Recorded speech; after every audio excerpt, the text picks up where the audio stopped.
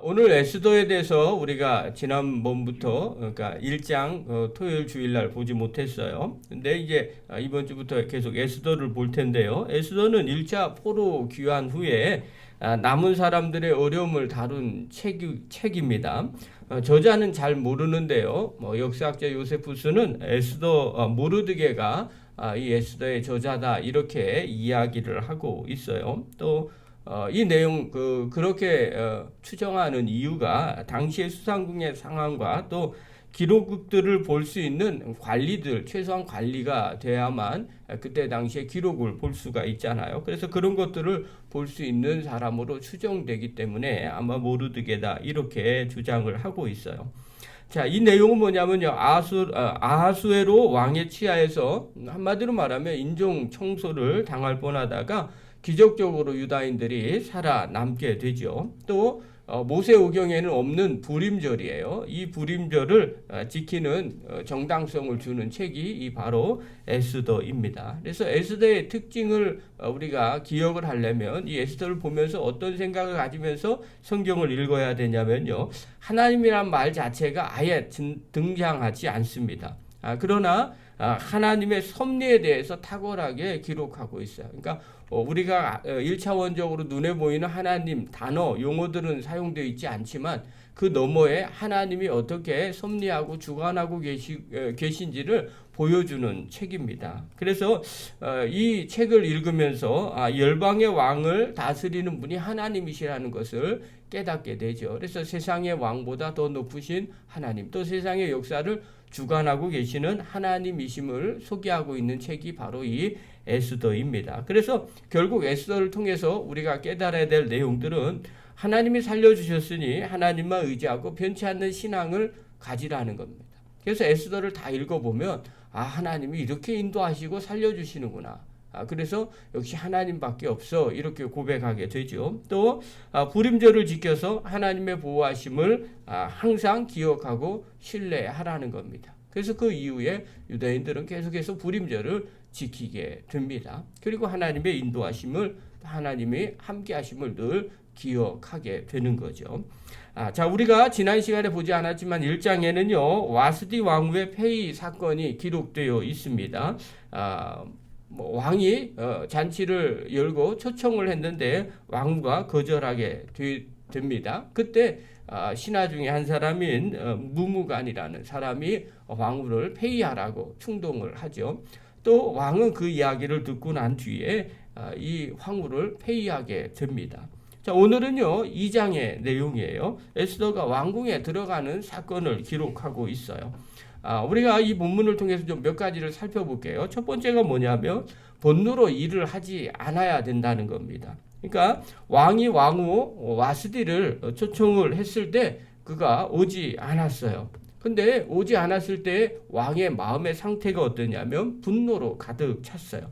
1장 12절에 기록되어 있지 않지만 성경을 다 있을 거예요. 1장 12절 보십시오. 1장 12절 우리 한번 읽겠습니다. 시작. 그러나 왕후 와스디는 내시가 전하는 왕명을 따르기를 싫어하니 왕이 진노하여 마음속에 불 붙는 듯 하더라. 그렇죠? 명령을 듣지 않으니까 왕이 어떻게 했어요? 진노했어요. 그리고 그 마음속에 불 붙는 것 같다 이렇게 말합니다. 이에 무무간이 왕에게 이 일이 알려지면 모든 여인들이 페르시아에 있는 모든 여인들이 남편을 무시하게 된다고 말하면서 폐위하라고 간청을 드리죠. 이때 왕이 이 신하의 말을 듣게 됩니다. 여기서 이 내용은요 좀 심한 처사였어요. 자, 그리고 난 다음에 오늘 1절에 이렇게 기록을 하고 있어요. 왕의 마음이 바뀐 걸 알 수 있죠. 1절 읽겠습니다. 시작. 그 후에 아하수에로 왕의 노가 그침에 와스디와 그가 행한 일과 그에 대하여 내린 조서를 생각하거늘. 자, 한참 시간이 지났어요. 아하수로 왕의 노가 그쳤어요. 자, 그리고 난 다음에 황후였던 와스디와 그가 행한 일과 그에 대해 내린 조서를 생각을 하게 되는 거죠. 그러니까 우리가 분노하고 나면 그 다음에 생각을 다시 하게 되는 거죠.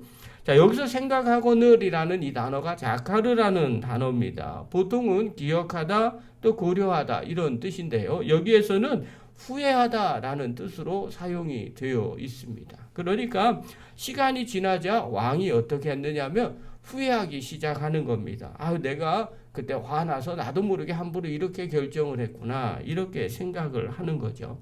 여러분, 이것은요, 이 왕만 그러는 것이 사실은 아니에요.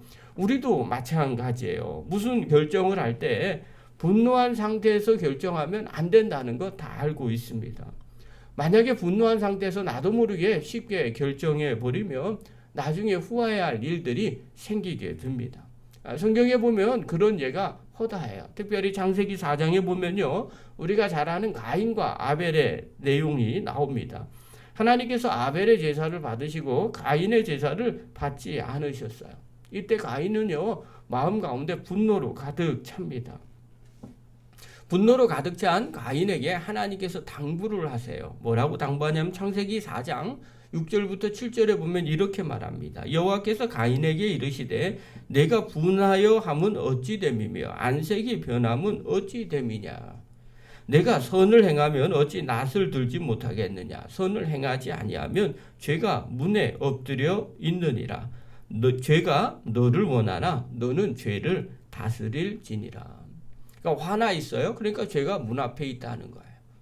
그런데 까딱 잘못하면 죄 짓게 된다. 그러니 너 마음 좀 다스려라. 이렇게 말씀하고 있는 거죠. 그러나 가인은요, 자기 분노 때문에 하나님이 이렇게 말씀하셔도 그 말씀대로 순종하지 못합니다. 결국 이 분노로 말미암아 죄를 다스리지 못하고 아벨을 죽이는 최초의 살인자가 되는 거죠. 분노는 이처럼 무섭습니다. 그래서 바울은요, 고린도 교인들에게 당부를 해요. 에베소서 4장 26절부터 27절에 보면 이럽니다. 분을 내어도 죄를 짓지 말며 해가 지도록 분을 품지 말고 마귀에게 틈을 주지 말라. 이 말은 뒤집어서 얘기하면 이런 뜻이에요. 마귀에게 절대로 틈을 주어서는 안 됩니다. 어떨 때 마귀에게 틈을 주는지 아십니까? 분내면 틈을 주게 됩니다. 이런 의미입니다. 우리도 다 알죠. 분을 어쩔 수 없을 수밖에 없어요. 그러면 해가 지도록 분은 품지 마십시오. 또 분을 갖고 있다면 절대로 죄 짓지 않도록 하십시오. 만약에 분노하면 마귀가 그 틈으로 죄를 짓게 만듭니다. 여러분, 분을 왜 이렇게 바울이 강조를 할까요? 이것은 죄를 짓기 쉽기 때문에 그렇습니다. 그러므로 항상 분을 다스릴 줄 아셔야 됩니다. 이게 사실 쉽지 않아요. 저도 어렵고 아마 성도들 가운데 모두가 어렵습니다. 그럼에도 불구하고 날마다 분을 내면서 우리가 말과 행동 그리고 결정하는 일에 조심하셔야 됩니다. 죄를 짓지 않도록 항상 경계하시기를 바랍니다. 오늘 왕은요, 그런 부분에서 실패를 했어요. 왕뿐만 아니라 모든 사람들이 이런 부분에 실패합니다. 늘 분에 대해서 점검하시고 돌아보는 저와 여러분 되기를 간절히 바랍니다. 두 번째로요, 오늘 본문을 통해서 좀 살펴볼 게 뭐냐면 성도는요, 보이지 않는 손길을 의지하는 사람이라는 겁니다. 당시에 페르시아에서는요, 유대인들은 아주 소수였습니다. 왜냐하면 포로로 끌려온 사람들이기 때문에 그래요. 능력이 있는 민족도 사실은 아니었어요. 자, 에스더가 왕비가 될 확률은요, 사실 0에 가깝습니다. 당시에 왕후를 세울 때는요, 페르시아 법에는요, 페르시아 여자와 결혼해야만 한다는 법이 있었습니다. 특히 헤로도투스는 왕후를 세울 때 조건을 달았어요. 페르시아 7대 가문이 있습니다. 그 7대 가문의 사람들 중에서만 왕후를 뽑아야 된다는 그런 기록도 남아 있습니다. 그런데 여기에 신하들은 어떻게 하느냐? 오늘 출신과 상관없이 모집된 모든 여자들 중에 왕후를 택하도록 제안을 하는 겁니다. 처음 있는 일인 거죠. 여러분, 늘 7대 가문에서만 나왔는데 이번만 처음이에요. 자, 이걸 어떻게 해석해야 될까요? 이거 좀 색다르다, 아니면 개혁이다, 이렇게 볼 수도 있을 거예요. 그러나 우리가 이 역사 뒷면에 보면요, 이것이 하나님의 은혜고 또 하나님의 개입이라는 걸 알 수가 있어요. 자, 이 일 때문에 에스더도 왕궁에 끌려가는 거죠. 그런데 사실 이런 일들이 생겨야만 비로소 에스더가 왕궁에 갈 수 있는 사건이 벌어지는 거예요. 그래서 겉으로는 이변이고 개혁이라고 말하지만 그 뒷면에서 보면 하나님이 이렇게 인도를 하고 이렇게 계획을 하고 있구나라는 것을 알게 됩니다. 또 왕궁에서요 관리자인 헤게에게 은혜를 입게 됩니다.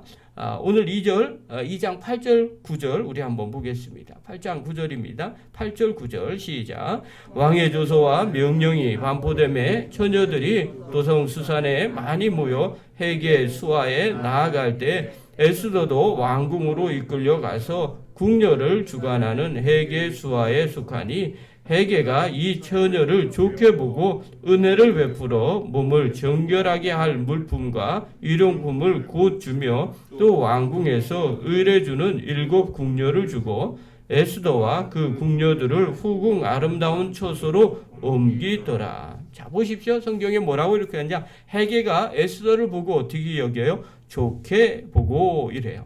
그 다음에 단어가 뭐냐면 은혜를 베풉니다. 좋게 보고 은혜를 베풀어요. 한마디로 말해서 최고의 대우를 하는 거죠. 여기서 이 은혜라는 단어는요. 성경 그대로 뭐라 하느냐. 헤세드라는 단어를 사용을 했었어요. 헤세드는요. 언약적인 사랑을 의미합니다. 하나님이 개입하실 때 사용하는 단어가 이 바로 헤세드입니다.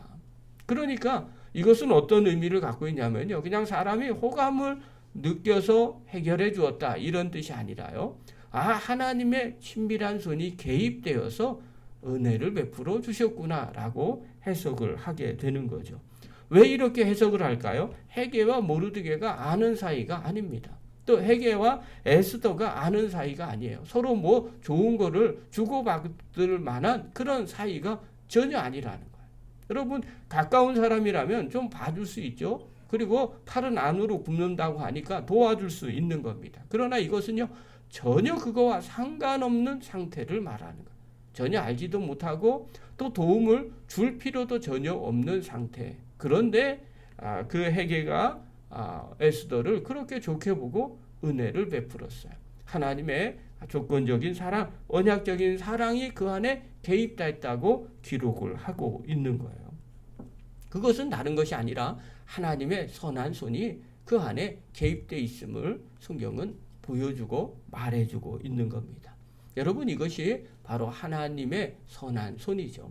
우리가 신앙생활 할 때 우리도 종종 이런 경험들을 하게 됩니다. 겉으로 보기에는 잘 이해가 되지 않습니다.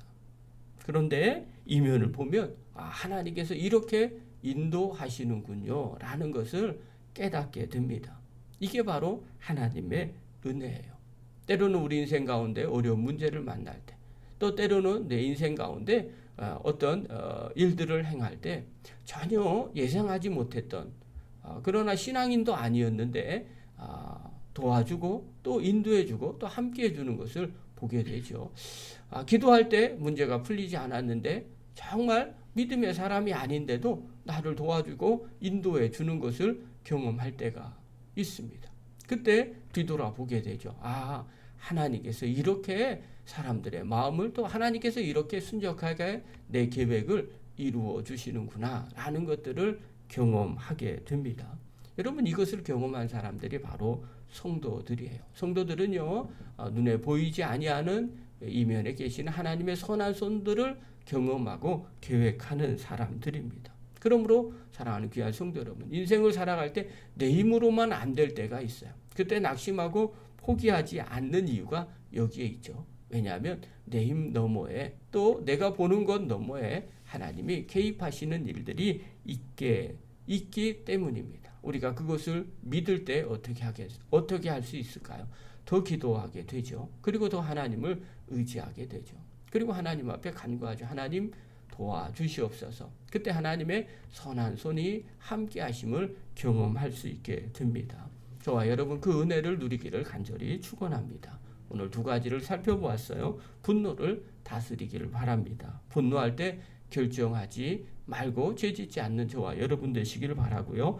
힘들어도 하나님의 선한 손을 기억하십시오. 그리고 하나님의 인도하심을 믿고 기도하고 또 그것을 바라보고 또 그 선하심을 경험하는 믿음의 거룩한 종들 되기를 간절히 축원합니다.